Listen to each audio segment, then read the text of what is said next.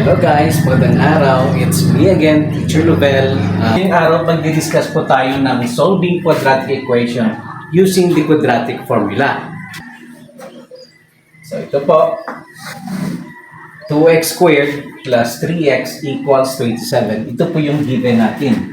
Now, we're going to solve this equation using the quadratic formula. But before that, ito po yung quadratic formula natin. 2a.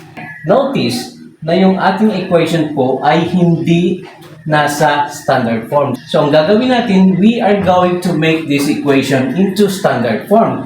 So, ito po yung standard form natin. Equals 0. So, ito po yung standard form of quadratic. Ito po yung gagawin natin ha.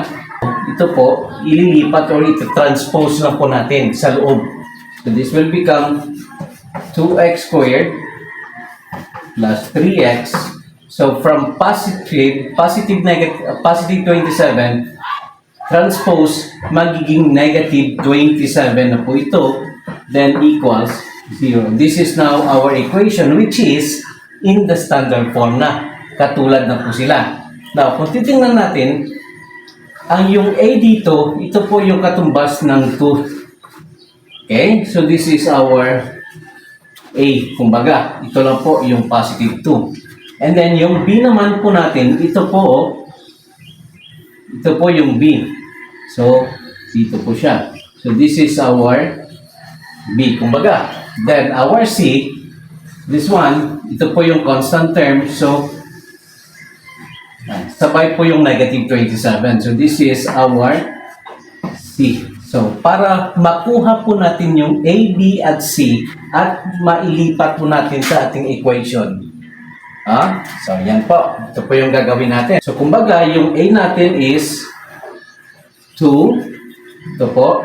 Yung B natin is positive 3. Hindi na po natin sinusunod. Ito po, yung negative C, o yung C rather, is negative 27. So, ito na po. Yung A is 2, B is 3, and C is 27. Now, we're going to change this into the numbers na kinuha po natin dito. Copy po the negative sign. Then yung B po natin is 3. Copy din po. Then of course, copy yung positive and negative. Okay. Then draw your radical sign. That one. Yung B po natin kanina is 3. So right here, 3 instead of B. Ito po, magiging 3 na siya. Then, write the square sa itaas. Then, minus 4. Then, yung aim po natin is 2. Alright, that one. Then, yung C po natin, including the negative sign. So, this is negative 27. Now, all over by yung 2. And your A natin is 2 again. You write here 2. Just like. So, gagawin na po natin, isosolve na po natin yung sa loob ng radical sign dito. Ito po yung uunahin natin. So, equals. Again, copy this one. Then, copy both. Positive, negative. Then, still your radical sign. 3 squared meaning dalawang beses mo siya i-multiply sa sarili niya. 3 times 3 ha. Common mistakes po na ginagawa ng mga bata, minumultiply po nila yung 3 times 2, which is very wrong. Okay? So, ito po, 3 times 3, this will become 9. Negative 4 times 2 is negative 8. Times negative 27, that is positive 216. Kung yung is positive 216. So, ito na po. Then, yung sa ilalim, this one, 2 times 2 is, i-add po natin yung sa loob ng radical sign. So, 9 plus 216 is 225. So, again, copy this, negative 3, then copy this one also. So, copy negative 3 plus, minus, then the square root. 9 and 216, i-add po natin, this will become 225 all over by this one, 4. Okay. Now, yung 225, kung pwede natin makuha na ang square root ng 225, ikukunin po natin. Pero kung hindi, then we are going to leave it mamaya. So, since yung 225 is a perfect square number, then kukunin po natin yung square root ng 225. Ito po yung gagawin natin. Negative 3 plus minus, get the square root. Kukunin po natin yung square root ng 225 is 15. Yan po. Then, over by this one, 4. Then, from this answer, pwede nyo nang makuha yung x sub 1 mo at yung x sub 2 mo. So, or your solutions, kumbaga. Yung x sub 1, so ito po yung gagamitin natin yung positive sign. Ito po siya. Negative 3, positive muna or plus sign, then 15, over by this one, 4. So, negative 3 plus 15 is positive 12. Bakit po naging positive 12? Now, adding unlike sign po, you have to copy first the sign of the bigger number. So, yung sign ng bigger number is positive. So, siya pong kinuha natin. Then, isa-subtract lang po natin yung 15 minus 3. And that is why naging 12 po siya. Then, over by this, 4. Now, if we can reduce our answer into lowest term pa po, so we are going to reduce it. But if not, then leave it. Okay? Hayaan na lang po natin kung hindi na po natin ma-reduce po yung sagot dito. Now, since 12 over 4, pwede pa natin ma-reduce o ma-divide, then 12 divide 4 is 3. So, this is our first answer. Kumbaga, our x sub 1 na value. Our x sub 2 na naman, okay, again, copy the negative 3. Then, ito naman po yung pangalawang gagamitin natin, yung negative sign. Minus 15 over by 4. Alright.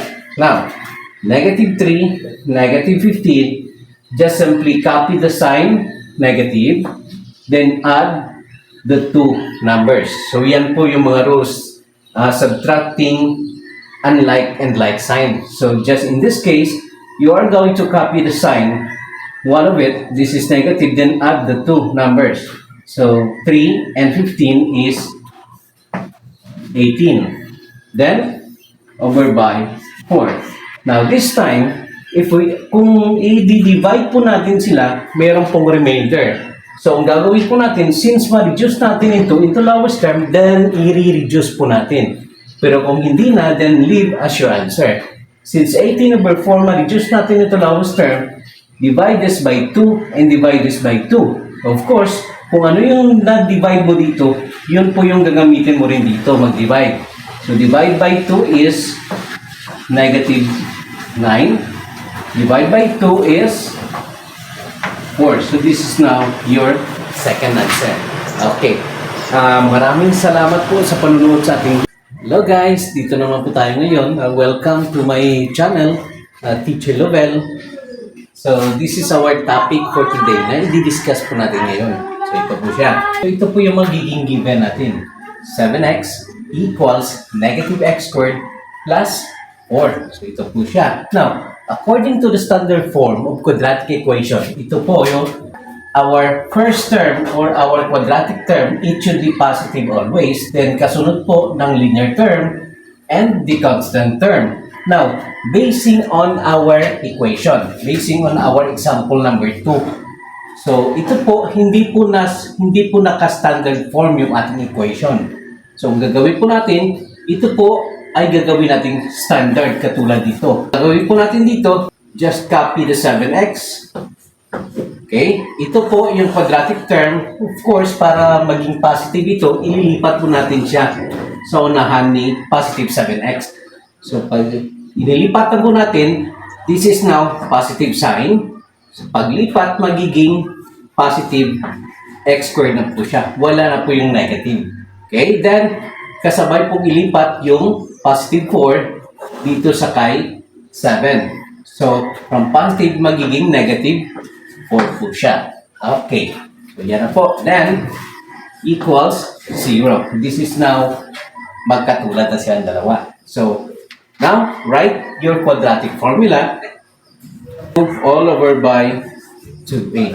So, now, our a again, yung number po na hindi nakikita natin. So, this is understood po na kung x lang alone, there is 1 na naging coefficient number niya. So, our a here is, ito po, understood na merong 1 dito. So, positive 1. Okay, our b here is this one. This is katulad nito. So, our b is equal to positive 7. Wala na pong plus sign. Okay, our c is this one. Our constant, tulad po nito. So, our c is negative 4. So, yan na po. Now, lahat po ng value ni a, b, and c, ililipat lang po natin sa quadratic formula natin. So, ito po, negative. Ito na po negative, copy. Then, yung b natin po is 7. Then, copy this one. Plus, minus. Then, the radical sign. Yung b po natin, again, is 7. Ito po, ang b natin. So, 7. Then, the square, lagay po sa itaas. Then, copy, minus. Okay, this one. 4, copy. Then, our a is 1. A is 1. Then, our c is negative 4. So, you write here negative 4. Okay, all over again by 2, copy. Then, our a is 1. Alright, so yan na po. Okay, so dito tayo pupunta. So, lahat po ito, i-equate na isusolve na po natin. Unahin po natin yung sa loob ng radical sign. Dito po. So, again, copy the whole of this. Negative 7 plus, minus, then the radical. Okay. 7 squared meaning dalawang beses mo siya i-multiply sa sarili niya. This means that 7 times 7 is 49. Ito po, 49. Okay. So, negative 4 times 1 is negative 4. Times negative 4 again, that would be positive 16. So, you write here positive 16, Okay, ulitin ko lang po. 7 times 7 is 49. Negative 4 times 1 is negative 4 times another negative 4 is positive 16. Okay? So, I hope it's clear to us. Then, 2 times 1, you write here 2. Alright. Add po natin ito sa loob ng radical. So, again, copy. Plus, minus. Add po natin 49 plus 16. This is square root of 65 all over by 2. Now, titingnan po natin yung numero na nasa loob ng radical sign. If it is a perfect square number, then kunin po natin yung square root. Okay? But if it is not, then leave us the answers na lang. Alright? So ito po, since yung 65, hindi po siya perfect square number. So ang mangyari dito, kukunin na natin po yung roots nila, yung x of 1 at saka yung x of 2 niya. So mangyayari dito, this will become negative 7. Ito po yung gagamitin natin, positive, then radical. So loob ay 65, then over 2.